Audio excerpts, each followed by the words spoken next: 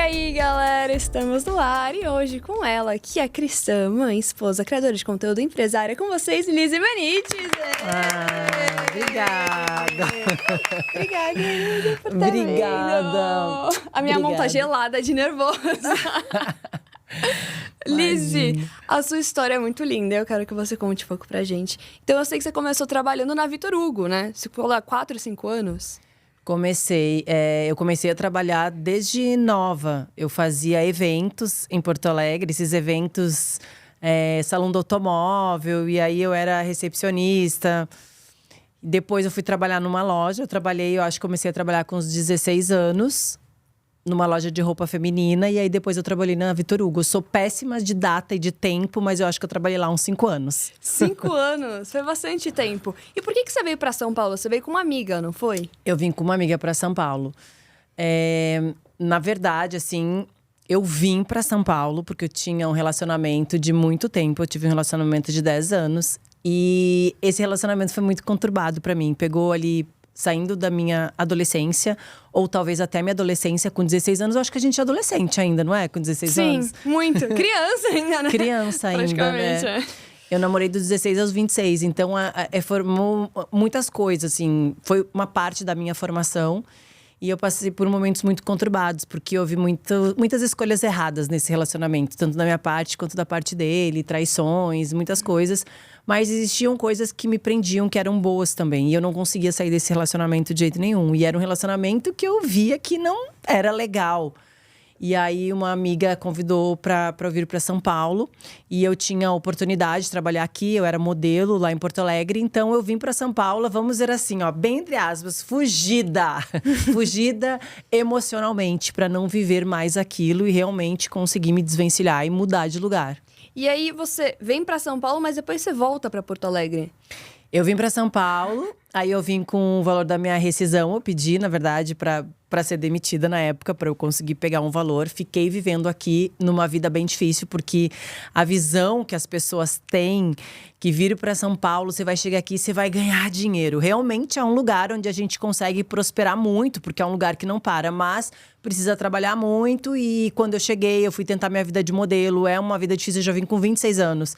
E eu tava ali competindo com meninas de 13, 14, 16 anos que estavam começando uma vida ali na agência. E eu ganhava pouco. Então, com 8 meses, eu fiquei uns 8 meses aqui. E eu voltei para esse namorado em São Paulo, em Porto Alegre. Uhum. Eu voltei. E aí, quando eu cheguei lá, eu já tinha vivido tantas coisas aqui que eu falei, não é possível que eu voltei para esse lugar. E aí, retornei novamente para São Paulo e tô aqui há 20 anos já. Há 20 anos já. Você vai pra lá até hoje, assim, várias vezes durante o ano? Várias vezes não, mas eu vou umas 2 vezes por ano ver minha mãe, porque minha mãe mora lá ainda. Ah, sua mãe mora lá ainda. Minha mãe mora lá, minha irmã, meus sobrinhos. Então, umas 2 vezes por ano eu vou e eles vêm também. E quando e como surgiu a Piu Piu no meio disso tudo? Do pânico. Olha, a Piu Piu. Então, quando eu cheguei em São Paulo, eu comecei a viver e a buscar uma vida de modelo. Eu ia para testes e eu não tinha altura para passarela e, enfim, nem pra… Sei lá, não era… E eu tomava muito remédio pra emagrecer, eu queria viver aquilo, assim, uma loucura. Tipo insanidade mesmo, uma coisa meio louca. Uma coisa meio louca, mas que quem vive esse meio e não tem uma estrutura emocional se perde. Uhum. Eu queria me moldar aqueles padrões, queria ser iguais, né? Igual, eu queria ser pertencente a um grupo. Então eu tomava remédio pra emagrecer, tomava laxante, eu era super magra e eu queria ficar cada vez mais magra. Pra ser aceita. E aí eu conheci a Dani Souza, que era na época Mulher Samambaia. Nem era da sua época, né? Era, eu lembro dela. Era? Eu lembro dela. A gente entrevistou ela, sim. Ah, vocês entrevistaram ela. Então, aí eu conheci a Dani, porque a gente namorava 2 irmãos. E aí, automaticamente, a gente se conheceu. E um dia eu fui na rádio com ela, acompanhar como amiga. Fiquei nos bastidores. E aí o Emílio me chamou pra trabalhar esse paniquete. E aí ela falou, vamos amiga, vamos lá e tal. Eu falei, gente, o que é ser paniquete, né? Você não sabia? Não, assisti o Pânico, mas eu nunca tinha prestado atenção nisso. Eu assisti o Pânico às vezes, mais pelas matérias do que propriamente o programa em si. E aí cheguei lá, uma vida muito diferente da que eu tinha, né? Eu tomava remédio pra emagrecer, pra ser super magra. Cheguei lá, aquelas meninas com aqueles corpos lindos, né? um bumbum, uma coxa. E aí eu falei, meu Deus, eu usava aquelas roupas de modelo. Cheguei lá, as meninas usam de top, umas sainhas curtas. Eu falei, gente, que breguice é essa? Onde eu me enfiei? Sério? Tipo, que breguice é essa? Tipo isso, que breguice é essa? Eu falei, que coisa mais brega. Eu tendo que colocar o meu corpo… Até porque as meninas tinham um corpo lindo e eu era super magra. Então, eu me sentia péssima perto delas, né? E elas tinham aquele corpo bonito que elas colocavam aquelas roupinhas, ficava bonito nelas, mas em mim não ficava. Você não se reconhecia ali? Não me reconhecia naquele lugar. Porém, eu comecei a ganhar dinheiro. Daí, na primeira semana, eu já fiz um evento com o pessoal. A gente foi pro Rio fazer com todo mundo ali. Silvio, Vesgo, com o Bola, as paniquetes, tudo. E eu ganhei R$500 naquela semana. E esse valor pra mim, por semana, perto do dinheiro que eu ganhava de modelo e juntava, era um dinheiro bem significante pra mim. Então, eu falei, vou voltar, né? Domingo que vem, vou continuar. E aí, assim, foi maravilhoso. Aprendi muitas coisas no Pânico. Trabalhei com pessoas maravilhosas, né? Aprendi muito com as pessoas que trabalhavam lá, com todos eles, todos os jornalistas, todos os apresentadores. Foi um momento muito bom, assim, de aprendizado, mas também foi um momento onde eu me perdi muito. Sim, você chegou a tomar anabolizante, né? Aí comecei a tomar anabolizante depois de um tempo, porque eu via… Todo final de semana era um dilema na minha cabeça. Eu chegava no camarim, via as meninas com aqueles corpos maravilhosos, lindos. Eu chegava em casa e falava… eu sempre fui muito medrosa, até hoje eu sou medrosa de fazer procedimentos. E aí eu chegava em casa e pensava, como é que eu vou tomar anabolizante? O que pode acontecer? A gente, né, ouve muitas coisas de reações. Mas fui vencida pela vontade, pela estética, pelo ego, pela vontade de ser parecida ou ser valorizada, ser vista, ser reconhecida. E aí eu comecei a tomar. Você via seu corpo mudando rápido, assim? Extremamente rápido? Como que foi essa mudança, Extremamente assim? rápido, extremamente rápido. Em uma semana você começa a ver diferença. É tudo muito rápido. E eu tive… de todas as reações que podem dar, e isso é muito importante nós ressaltarmos isso, porque isso é muito sério. Eu tive muita queda de cabelo e muita espinha. Então, o meu corpo era lindo. Mas eu tinha que maquiar o couro da minha cabeça pra entrar no ar. Porque eu perdi muito cabelo, então eu tinha que passar sombra no meu couro cabeludo. Mas pode dar muitas outras reações, né? O hormônio é muito sério, tem que ter acompanhamento médico. E no caso, você não tinha? Eu tinha. Você tinha? Eu tinha. Eu tinha. Então, por isso que não aconteceu nada pior. Mas mesmo assim, eu tive essas reações. Então, eu tive queda de cabelo, tive muita espinha, tive essas coisas. Você se arrepende, de certa forma? Olha… De ter aceitado o convite pra ser a Piu Piu, de ter virado o que virou. Porque, querendo ou não, mudou muito ali sua cabeça. Eu me arrependo de coisas que eu fiz durante a fama. Eu não me arrependo de ter trabalhado no Pânico e aprendido tanto com aquelas pessoas. Existem… Porque assim, tudo que eu vivo hoje é em decorrência daquilo que eu vivi. O quanto eu fui vista no Pânico, o quanto tudo aquilo me deu uma voz hoje para eu falar do que realmente tem propósito na minha vida e na vida de tantas mulheres que me seguem e estão comigo. Então, eu acredito que não existe o se para o Senhor. Se tudo está no controle dele.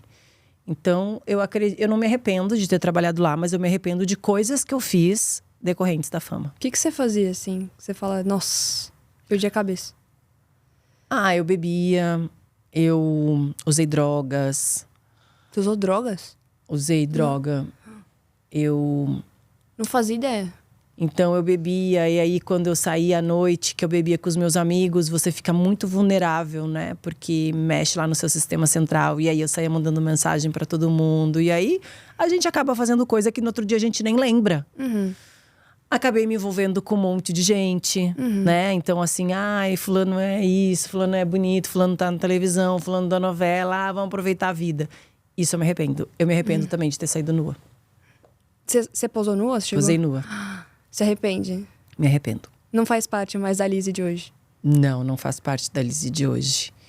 E eu sei que eu me moldei, eu sei que eu aceitei isso por dinheiro. Porque o dia que eu fui fazer, eu ainda pensava, por que eu preciso fazer isso? Mas ao mesmo tempo, o dinheiro eu me convencia, eu contava historinhas pro meu cérebro para aceitar aquilo. Então, ao invés de pensar na exposição, eu pensava no carro que eu ia comprar e que eu nunca tive. No dinheiro que eu ia ter e que eu nunca tive acesso. Então, eu colocava o meu pensamento naquilo que eu ia conquistar de uma vida que nunca me faltou nada, mas eu tinha uma vida escassa. Nunca tive uma vida de prosperidade financeira. Eu tive uma vida de prosperidade familiar, mas não de prosperidade financeira. E eu tinha vontade de ter. Então, isso acabou me dominando. Como você se converteu? Eu fui criada no meio de religiões. Então, minha mãe sempre me levou no espiritismo. Eu visitava vários lugares. Desde Bezerra de Menezes, Chico Xavier, Allan Kardec, até a Umbanda. E lá no Sul isso é muito forte, lá em Porto Alegre. Então eu frequentava esses lugares e eu sempre buscava a Deus. Sempre buscava algo maior. Mas eu nunca li a Bíblia, eu também fiz catequese na Igreja Católica. Mas eu não sabia quem era Jesus, nunca soube. E aí quando eu cheguei em São Paulo, eu tinha uma amiga que também veio lá de São Paulo e já morava aqui, e que ela ia pra igreja, ela tinha se convertido. E aí um dia eu falei, amiga, me leva na igreja. Eu quero sentir isso. E aí eu fui pra igreja. Os louvores eram maravilhosos, mas a palavra de Deus me confrontava com o que eu vivia. Então eu pensava assim, eu tenho vontade de seguir, mas não é coerente com a vida que eu tenho. Ao mesmo tempo que eu tenho vontade de seguir, pra mim era nítido que eu precisaria largar a vida que eu vivia. E eu não queria largar a vida que eu tinha. Porque aquela vida me dava dinheiro, me dava status, me dava visibilidade. Então, às vezes, eu ia com ela em algumas células. Você sabe o que é célula? Sim. Eu ia com ela em algumas células. E eu escutava a palavra, eu gostava do louvor, eu gostava da oração, eu gostava quando as pessoas oravam por mim. Inclusive, eu gostava quando as pessoas me entregavam alguma palavra. Mas eu não queria comprometimento com a palavra de Deus. E aquilo, inclusive, ao mesmo tempo que eu gostava de estar lá, aquela palavra de Deus me confrontava. E quando eu saía de lá, eu pensava assim, nossa, eu não posso voltar aqui, senão eu vou ser convencida. E eu me sentia culpada pelo que eu fazia. Caramba. Então, tinha muita culpa, né? Na sua história, tipo... Tinha muita culpa, porque na verdade eu fazia… enquanto eu não estava de frente com a verdade, aquilo não me culpava. Hoje eu reconheço. Naquela época eu não sentia culpa, porque eu não sabia que eu estava errada. Eu achava que eu estava certa no que eu fazia. Eu sempre contei histórias pra eu estar certa. Então, assim, ao mesmo tempo que eu falava, será que eu faço isso? Ah, não, vou fazer, claro. Sou bonita, sou jovem, vou aproveitar e tá tudo certo. E aí, eu fui traída a vida inteira. Daí, traí alguém. Eu falava assim, tudo bem, eu não vou deixar… É normal. Normalizava. É comum. Comum. Né? E hoje, realmente, nós vivemos num mundo onde isso é comum pra muita gente. Então, eu nunca me culpei naquela época. Hoje, eu não me culpo, mas eu reconheço. Entendi. Eu reconheço que eu estava perdida. E aí eu continuava frequentando um monte de lugar. E uma amiga me convidou para ir pro candomblé. Eu comecei a frequentar o candomblé. Daí uma vez eu fui lá. E aí eu queria ganhar dinheiro. Ia lá para ganhar dinheiro. Assim, pensava assim, o que eu vim fazer aqui? Eu gostava do ambiente, fui criada nesse ambiente. Eu lembro que uma vez eu cheguei na frente do Pai de Santo e perguntei como que eu fazia para ganhar dinheiro. E assim, isso é uma experiência pessoal minha. Sim, total. Então… Às vezes eu conto, as pessoas se revoltam, mas isso foi o que aconteceu com a minha vida. Sim, realmente é a aconteceu. sua história. Isso é a minha história. E aí eu sentei e eu perguntei pra ele, o que você quer? Eu quero ganhar dinheiro. Ele, então você sabe o que você tem que fazer. E daí ele começou a falar que eu tinha que fazer programa. E aí eu saí de lá e falei pra minha amiga, eu falei, amiga, mas isso aqui, como é que isso aqui é de Deus? Se eu tenho que fazer programa pra ganhar dinheiro? Isso aqui não é de Deus. E aí, naquele momento, colocou um ponto de interrogação na minha cabeça. Porque eu procurava Deus em todos os lugares. Eu procurava algo sobrenatural, na verdade, em todos os lugares. Porque Jesus, eu nem sabia que existia. Você não acreditava? Acreditava, mas não… Não sabia quem era. Por mais que eu tivesse feito catequese, assim, não sabia quem era. Sabe? Então eu procurava Deus, um misticismo, eu procurava um sobrenatural, eu procurava aquilo, sabe? Alguém me mandar alguma resposta do além, sei lá, procurava isso. E aí isso já colocou um pontinho de interrogação na minha cabeça. Mas eu continuava frequentando. E eu acredito no mundo espiritual, acredito que exista tudo que acontece lá. Só que aí, um dia… enfim, eu saí do Pânico, eu fiz Fazenda. Aí fui trabalhar com a Ana Hickman, na Record. E aí depois eu saí, acabou o programa Tudo é Possível da Ana Hickman. E eu fui trabalhar numa vida empresarial. Abri uma empresa, abri uma loja… E um dia eu tava nessa loja, em cima da minha loja tinha uma estética, eu tava fazendo massagem.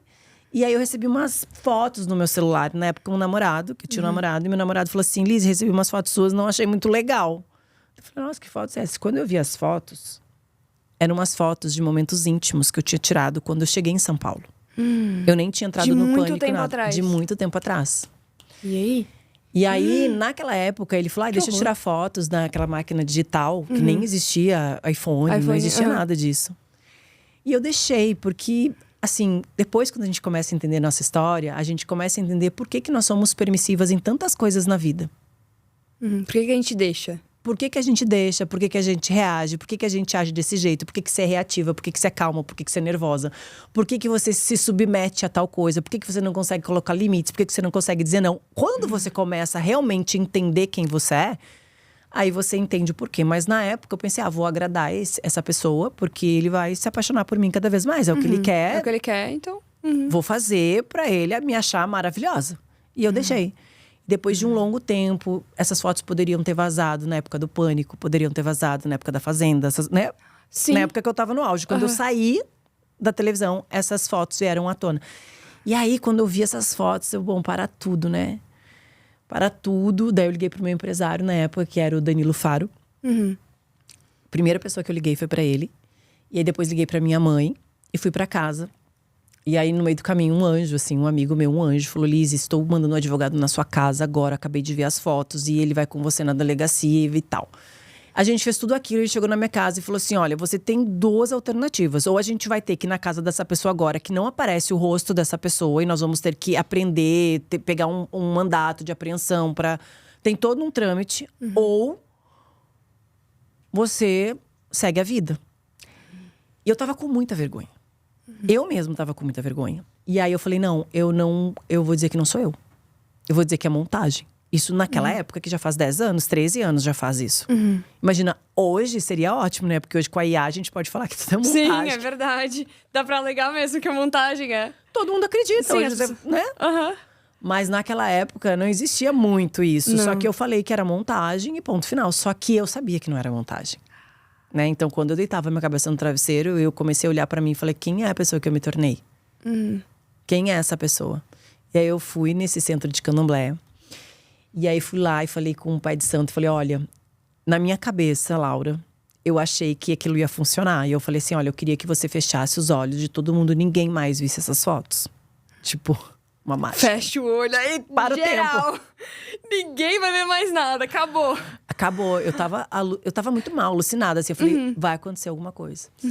E daí, quando chegou lá, ele quis saber da minha história, porque ele não sabia da minha história real. E aí, eu comecei a contar pra ele. E aí, eu falei, olha, eu tenho uma amiga, minha melhor amiga, chama Priscila. Minha melhor amiga evangélica e tal. E aí, quando eu falei isso, e eu falei assim, e ela ora por mim e tal. E ele falou, não, realmente, eles têm algo sobre a vida deles. Algo maior sobre a vida deles. A gente nem mexe.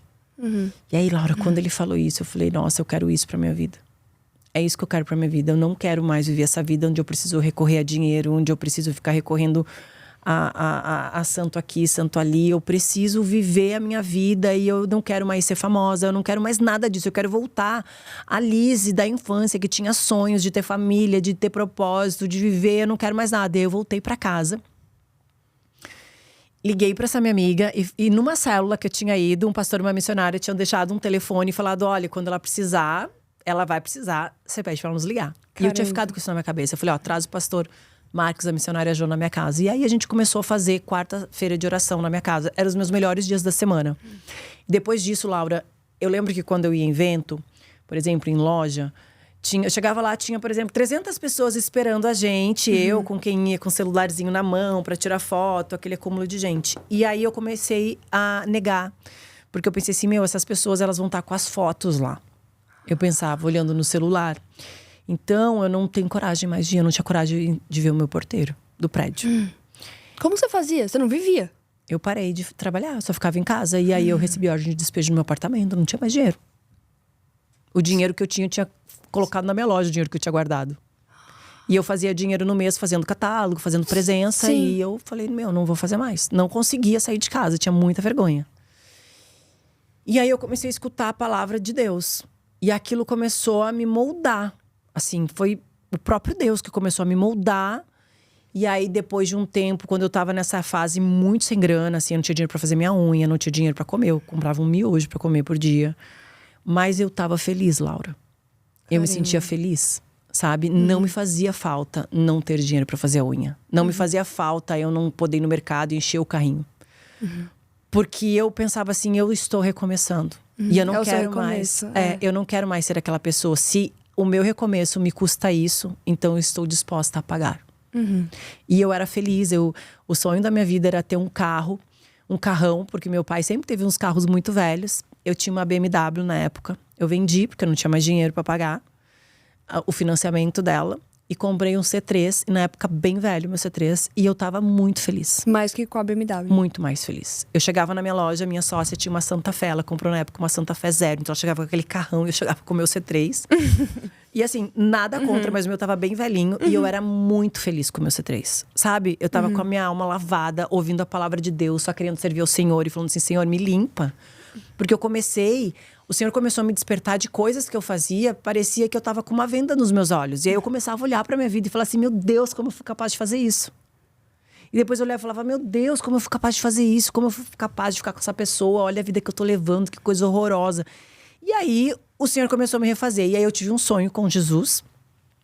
E aí eu sonhava que Jesus me chamava na beira da praia. Eu tava com uma água suja até o pescoço. E a partir daí começou então o Instagram. E aí eu comecei a fazer alguns trabalhos de casa, que eu não precisava sair de casa. Então eu consegui pagar o meu aluguel pra eu não ser despejada. E comecei ali a ir pra igreja, então. Porque eles só iam em casa. E aí eu ia pra igreja no domingo. E aquilo, eu saía de lá como uma leoa, assim. Eu saía de lá, começando a conhecer Jesus. Sem saber de falar de Jesus pras pessoas. Mas entendendo que o Senhor me aceitava do jeito que eu estava, mas que eu não ia permanecer daquele jeito e que o Senhor ia restaurar a minha vida. Porque eu tinha vergonha de todo mundo. E ninguém mais, na minha cabeça, ninguém mais vai acreditar em mim. Eu não tenho credibilidade, eu nunca mais vou ter uma vida. Você tinha amigos nessa época? Você lembra de pessoas que você pode contar realmente? Eu pude contar realmente com uns 2 amigos. E essa minha amiga que foi morar comigo, inclusive, a Pri, pra me ajudar a pagar o aluguel. O resto, eu tinha chacotas de grupo de WhatsApp. Era chacotas, assim, com as minhas fotos.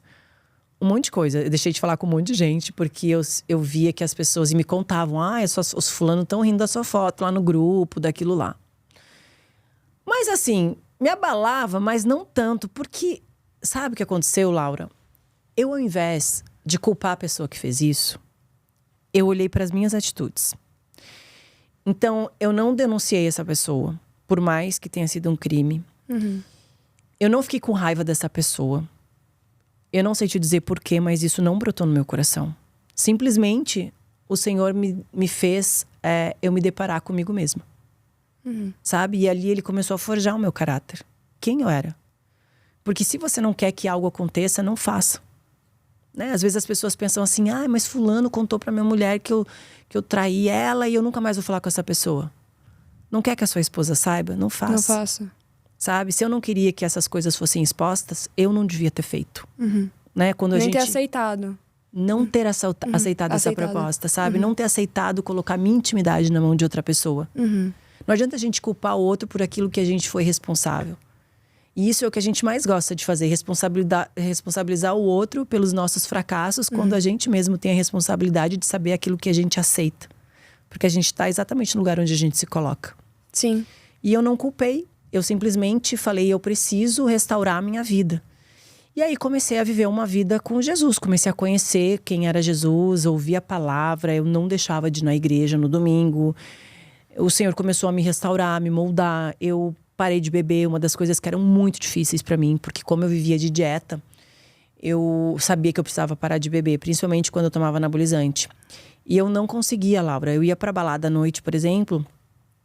E eu sóbria, sã, eu não era capaz de fazer o que eu fazia quando eu bebia. Então, quando eu chegava na balada, eu falava, eu vou ter que beber pra me soltar, pra dançar, pra falar com todo mundo, pra interagir. Senão, eu vou ficar com sono, vou ficar aqui, tenho vergonha disso, daquilo. Não... Pra ser mais sociável ali. Pra ser mais sociável. E eu não conseguia. Eu tentava, mas eu chegava na balada, passava um pouquinho, não, tem que beber. E aí bebia e me transformava em outra pessoa, né? O que todo mundo sai de si, né? Sim. E às vezes a gente Ninguém fala, é o mesmo, né? Exatamente. Às vezes a gente fala, mas eu não bebia de cair. Tá bom, mas alguma coisa mexeu lá no seu cérebro, porque se você não mexesse, você não beberia. Sim. Né? E aí eu parei de beber. Começaram a acontecer várias coisas na minha vida e o Senhor começou a mexer comigo, assim. O Espírito Santo começou a tocar no meu coração. Tem coisas que me incomodam profundamente. E aí eu falo, é Deus. Eu lembro que eu fazia eventos em baladas. Depois de um tempo eu voltei a fazer um pouco de evento, porque eu precisava pagar as minhas contas. Sim. E eu fazia evento em balada. Então era piu-piu, vem no evento, né? E era geralmente essas baladas do interior, cidade pequena, onde não tem muito acesso a quem é famoso. E aí, pra eu chegar nesse lugar, eu não ia como a Lizzy, vestida normalmente. Eu tinha que ir na minha cabeça, eu precisava ir como a piu-piu. Então eu precisava usar um vestido muito curto, muito colado. Eu precisava ser… De amarelo. Eu até não ia de amarelo, mas eu ia de uma forma onde eu chamasse muito atenção. Porque eu achava que ninguém ia me notar se eu não fizesse isso. Então eu seria uma comum, como qualquer outra pessoa que tá na balada. Uma mulher bonita como qualquer outra que tá lá. Então eu precisava chamar atenção. Só que aquilo começou a me incomodar profundamente. Eu expor o meu corpo, eu ir com um decote, uma sainha curta. E só assim eu chamava atenção. Então um dia eu cheguei no meu quarto e falei, Senhor, eu não vou mais fazer. Eu não aguento. Pra mim… era muito difícil para eu sair de casa, entrar num carro e ter que ir pro interior fazer isso. Eu me remoía muito, era muito sacrificante. Aí eu cheguei, entreguei pro Senhor e falei, Senhor, o Senhor vai ter que me suprir. E o Senhor me supriu por muito tempo. Ele não me supriu, ele supriu as minhas necessidades. Eu não tive mais a vida abundante financeiramente que eu tinha. Isso é algo que a gente tem que prestar muita atenção, porque muitas vezes nós temos medo do deserto. Sim. Né? A gente costuma ficar naquela área de conforto da nossa vida. Sim. Onde é confortável. Eu poderia ter ficado. Muito tempo, hein? Bastante tempo. Muito tempo. Eu poderia ter ficado lá. Eu poderia ter dito assim, mas eu vou usar isso pra me promover. Sabe? Eu vou usar isso daqui pra expor o meu corpo. Afinal de contas, eu já tinha saído nua. Eu posso dizer que eu fui vítima de algo. Sim. Mas nada disso brilhou no meu coração. Inclusive, isso nem passou pela minha cabeça. Inclusive, eu falei que nem era eu. E aí, eu tive que ter coragem de sair dessa zona de conforto e falar assim, eu vou viver outra coisa. E nesse meio tempo, para que nós possamos ser livres e aí então prosperar realmente na vida, nós vamos passar por um deserto. Todos nós vamos passar por um deserto. Você abrir uma empresa nova, você vai passar por um deserto, porque ali você está aprendendo coisas novas. É um lugar de aprendizado, um lugar onde você vai ser forjada. E foi um lugar onde eu fui forjada. Porque eu fiquei sem dinheiro. Sim. Né? Eu fiquei sem um monte de coisa que eu tinha antes. O Senhor proveu as minhas necessidades, porque eu tinha minha casa, eu tinha de alguma forma um carro. Eu tinha um miojo pra comer, eu tinha. Eu não passava fome. E eu tinha a minha consciência tranquila e uma vida em paz. Que é isso que importa. Que isso importa, mas tem pessoas que não suportam esse deserto, porque elas não conseguem enxergar que depois desse deserto, assim como Jesus passou pelo deserto, nós somos livres para viver e sermos enviados para viver aquilo que o Senhor quer. E eu suportei o deserto e através desse deserto o Senhor me moldou para que eu pudesse viver coisas maravilhosas, forjou o meu caráter. Eu digo que todo dia a gente tem que morrer e nascer de novo. Sim. Todos os dias para sermos moldados pelo Senhor.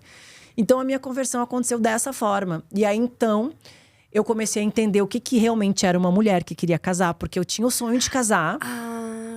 Entendi. Só que eu pensava assim, Laura, poxa vida, eu sou uma mulher famosa, uma mulher bonita, uma mulher que tem um carrão. Assim, eu achava maravilhoso chegar na balada com minha caminhonete. Tinha uma caminhonete, eu achava assim, me achava poderosíssima. Só que nenhum homem me assumia realmente. Sabe? Eu não tinha um homem que me valorizasse e falasse, Lizzy, eu quero casar com você. Não, os caras queriam… Era só te massificada e só isso. Eu quero desfilar com a fulana que é famosa. Às vezes aproveitar ali tudo que eu tinha. Porque quando a gente é famosa, a gente tem muita coisa, né? A gente ganha muita coisa, a gente tem acesso a muitos lugares. Sim.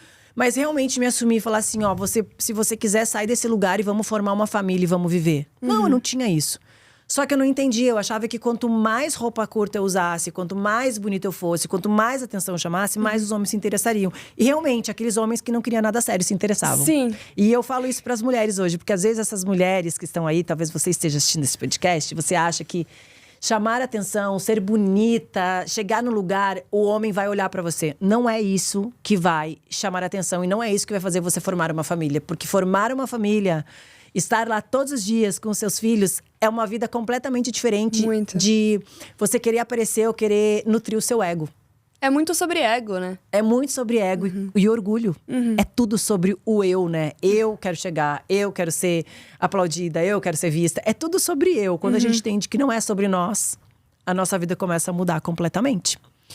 E aí eu comecei a entender, então, que eu precisava viver uma vida diante da palavra de Deus. E comecei a mudar minhas vestes, meu jeito de ser. E o Senhor foi me moldando mesmo, sabe? Foi algo que o Espírito Santo foi fazendo em mim. E aí, então, conheci meu marido, nós casamos. Que a história dele também era meio complicada, né? Ele também já tinha 2 filhos de 2 mulheres diferentes. Ele já tinha aproveitado… Já tinha não, assim, ainda estava aproveitando a vida. Achando também que era super correto. Morava com a mãe dele.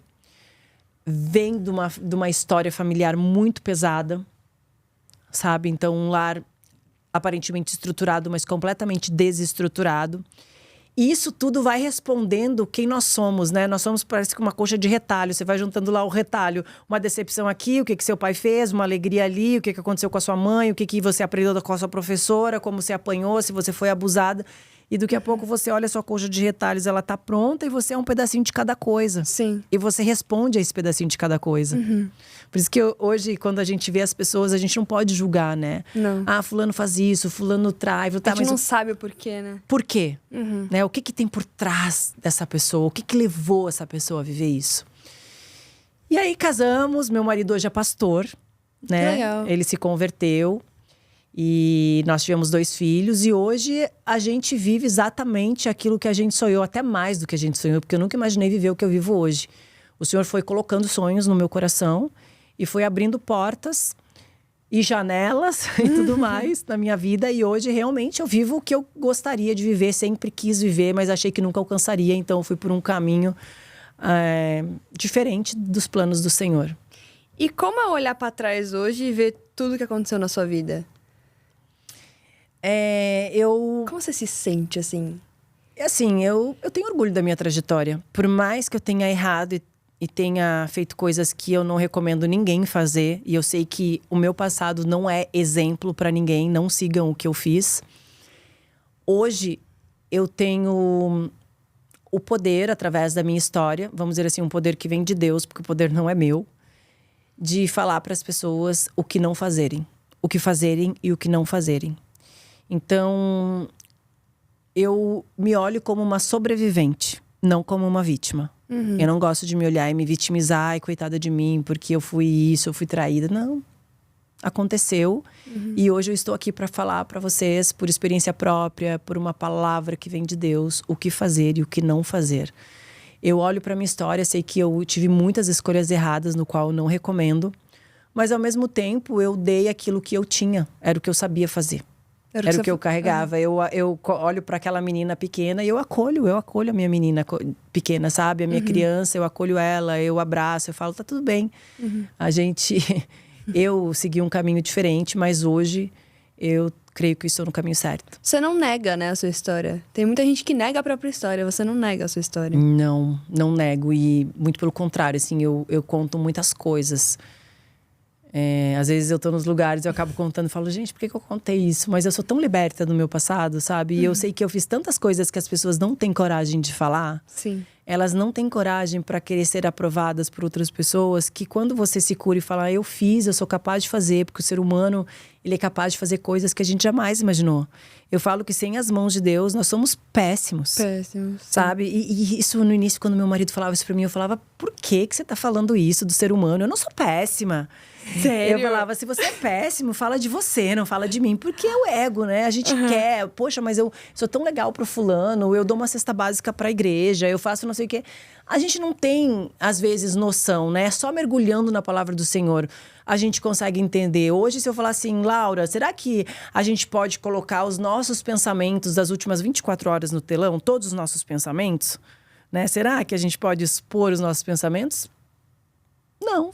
Porque a gente pensa coisas que não são da vontade de Deus. A nossa natureza traz coisas que talvez Deus falaria assim, por que você está pensando desse jeito? Não é isso que eu estou te ensinando. Sabe? Então, nós precisamos entender que fora dos caminhos da melhor direção que a gente tem, nós vamos fazer coisas que são da nossa natureza. Porque o pecado, ele ou Eu falo que o pecado, ele é bom ou ele engorda, né? Você tem um ponto. É muito prazeroso, né? A gente vai dizer que não é. O pecado é prazeroso, é aquele prazer imediato. É como o inimigo vem, assim, com um prato pra gente falar assim, prova aqui. A gente prova e a gente gosta, a gente quer voltar para aquele lugar. Porque é um prazer imediato. Mesmo depois sendo um tédio, a nossa vida estando péssima, a gente tenta nos convencer que aquilo é o melhor, porque nos dá um prazer Imediato. que muitas vezes o deserto não te dá, Sim. né? Mas é o deserto que vai te fazer livre, vai te forjar, vai te dar conhecimento pro que você vai viver. Mas nós precisamos ter maturidade. Uma coisa que eu acho primordial na vida da gente é nós termos autoconhecimento, a gente se conhecer mesmo, desenvolver, a gente ter consciência do que a gente viveu e assumir o que a gente viveu. Porque se eu falar assim, não, eu não estava errada. Não, eu estava errada. Porque se eu falar, eu não estava errada, eu não vou nunca ter uma mudança. Não vai vou pra lugar reconhecer. nenhum. Vai ficar ali e vai ficar. Exatamente, não vou reconhecer a mudança que eu preciso ter. Na sua visão, qual é o papel da fé na construção da identidade de uma mulher? 100%. É nós sabermos quem nós somos. Assim, é quando Deus vai lá e te fala assim, minha filha, como um flash de luz, você será enviada agora para o ventre da sua mãe e você terá uma missão. E a gente nasce e daqui a um pouco você se perde na crença de outras pessoas. Naquilo que fizeram para você. E você não vive nada do que Deus te fez para ser. Por isso que a fé é nós sabermos quem nós somos em Deus, por que Deus fala que nós somos imagem e semelhança dele, tem tudo a ver com a nossa identidade e o que nós vamos viver. Hoje você também usa a sua história para ajudar outras mulheres. Como nasceu esse propósito? Esse propósito nasceu da minha própria história de vida, né? Quando eu vi que eu era uma mulher que vivia a melhor fase da vida, tudo que as pessoas gostariam de viver, porque hoje em dia as pessoas pensam que a melhor coisa é você ser famosa e tudo isso, e realmente é muito bom. Mas quando eu vi que eu tinha tudo isso, mas era uma mulher perdida, com autoestima super baixa, uma mulher que me moldava os ambientes, que aceitava migalhas, que aceitava qualquer coisa, eu vi que eu precisava também mostrar para muitas mulheres que elas estavam perdidas e não sabem. Que elas estão perdidas e não sabem. E acham que estão vivendo o melhor da vida, mas ainda não tem uma família, ou tem uma família desestruturada, tem uma vida que não é próspera, e achando que aquilo é o melhor que elas têm. Quantas mulheres hoje deixaram de sonhar? Ontem mesmo eu estava conversando com uma amiga que ela falou, Liz, hoje não tem mais sonho. Se decepcionou com a família, hoje não tem mais vontade de ter uma família. Tá tudo bem. Ah, meu filho vai ter que aceitar quem eu sou. Não. Porque ela não sabe quem ela é. Ela não sabe. Ela se perdeu. Ela não sabe que é a imagem e semelhança do Senhor e que o Senhor fez ela nessa terra para viver coisas extraordinárias, para honrar e glorificar o nome dele. Não para falar o nome dela, mas sim para falar o nome de Deus. Liz, eu tenho um presente pra você. Ai, Mudando que maravilha! completamente de assunto. Espero que você goste. Ai, muito obrigada. Juro que tem coisa dentro, como eu te falei antes. Tem coisa dentro. Tem Vou coisa abrir dentro. depois, Tá bom, então. combinado. Muito obrigada. Nossa, muito obrigada. Imagina. E você aí de casa que quiser conhecer mais, acesse www.hag.com.br. Vai lá. Bom, agora, o que você sente que Deus te chama pra ensinar outras mulheres? Tipo, o que ele fala pra você que é pra você passar pra outras mulheres? Ativação de identidade. Eu quero ensinar essas mulheres a ativarem a identidade que elas têm de serem imagem e semelhança do Criador e viver o propósito que o Senhor tem para a vida delas.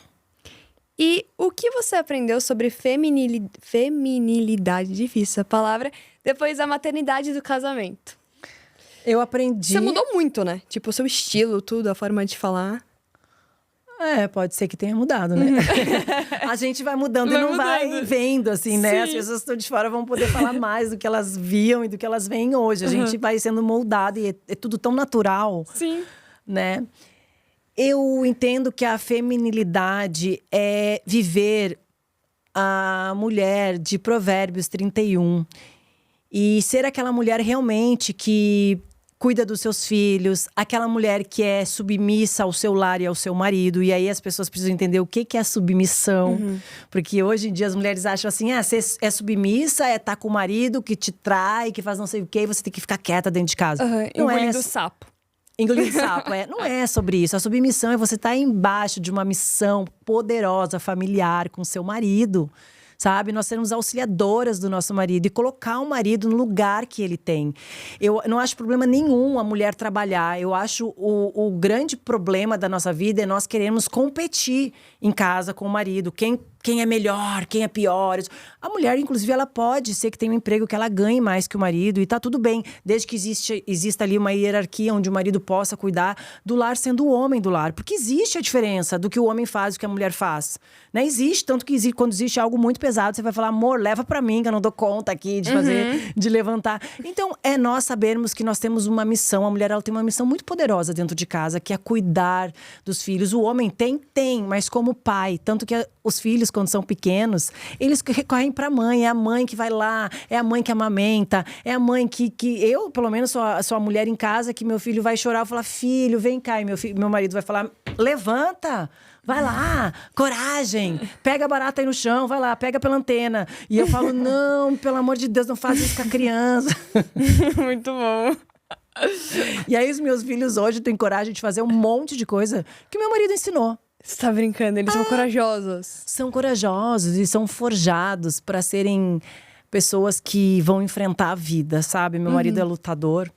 Daí, esses dias, a minha filha faz jiu-jitsu e ela já quer competir. Então, ela já quer competir, meu marido compete, a gente vai nas competições, ela quer competir de qualquer jeito. Legal. E meu filho também.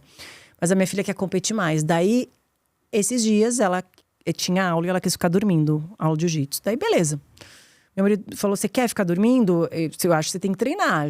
Quero. Daí, ela fica toda hora, pai, quando eu vou competir, não sei o quê. Daí, ele falou assim, você quer competir? Você quer ganhar? Porque meu marido ganha quase tudo que ele faz lá no jiu-jitsu. Daí eles ficam, tipo, adoram e tal. Daí ele fala, você quer? Quero. Você quer ganhar? Quero. Daí ele falou assim, então deixa eu te falar. Você não pode perder pro sono. Você acha que dormindo e faltando uma aula, você tá mais perto ou mais longe da sua vitória? Você tem que ter objetivo na sua vida. Então meu marido vai forjando meus filhos. Coisa que eu falo, filho, quer dormir? Fica dormindo. Vamos dormir. Eu vou deitar do lado. Vamos dormir junto. Vamos dormir junto. Porque a mãe sempre fica… ele quer dormir mais um pouquinho, tá cansado. E o meu marido fala, não, vamos treinar. Qual é o seu objetivo? Você quer ganhar um campeonato? Você quer ser campeã mundial? Então nós temos que treinar. Então assim, realmente nós sermos forjados ali para sermos vencedores. Né? E quando eu falo que é passar pelo deserto, é você ser forjado. Para que você chegue num nível maior. Seus filhos sabem da sua história e da história do galego. Eles já têm uma noção? Como Tem que vocês noção. explicaram, assim? Eu conto. Você fala? Eles têm noção. A única coisa… tem alguns detalhes que eles não sabem. Porque eu acho que eles não têm maturidade. Que eu vou contar, mas eles sabem. Eu falo, olha, eu trabalhava de biquíni. Eu era assim, eu fiz muitas coisas erradas. Eu conto. Eu já eles usei falam o droga, quê? eu já usei… Eles não falam nada, assim. Não, a minha filha fala, eu entendi. Ela entende. Eu falo, nunca viva isso, nunca faça isso. Eu nunca vou fazer, eu já entendi. Eu falo, me arrependi, fiz… Então, eles… como a gente tem uma igreja, a gente fundou uma igreja. Eles são muito ensinados, assim… quando a gente conta nosso testemunho, eles estão presentes, eu cuido com o que eu vou contar. Mas, eles vão saber. Porque eu vou contar na hora certa. Eles são forjados nessa verdade. Eu fiz, eu errei, não repita o que eu faço. O que eu fiz. Não repita o que eu fiz. E os nossos filhos, eles não fazem o que a gente fala, eles fazem o que a gente faz. Então, nós somos exemplos. Hoje, eles têm pais completamente diferentes. Para eles é até espantador, né? Assusta! Assustador, não é espantador, que eu acho que essa palavra nem existe. Mas assustador falar que a gente viveu diferente do que a gente vive hoje. Mas eles vão aprender. Bora pro nosso ping-pong final?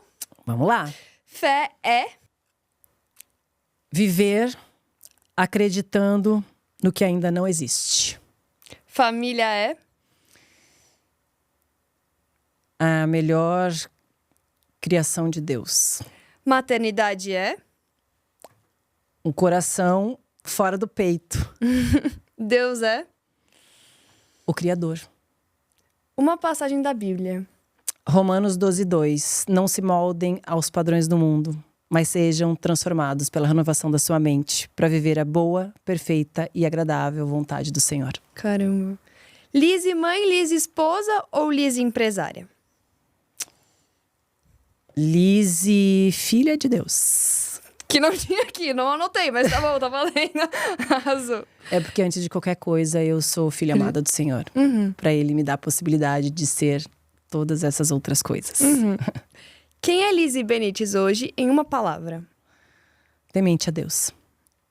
Maravilhosa. Liz, eu gostaria muito de agradecer. Ai, obrigada a você. Muito obrigada, eu amei. Obrigada, Foi uma Laura. aula, muito obrigada Amém, mesmo. amém. Que Deus te abençoe. Amém, você também. E continue levando a sua voz para edificar a vida de muita gente. Amém. Amém. A gente tá aqui, ó. Essa vez eu falo que essa vez você para, gente. Muito obrigada. Ai, obrigada a você. Um beijo, gente. Até o próximo.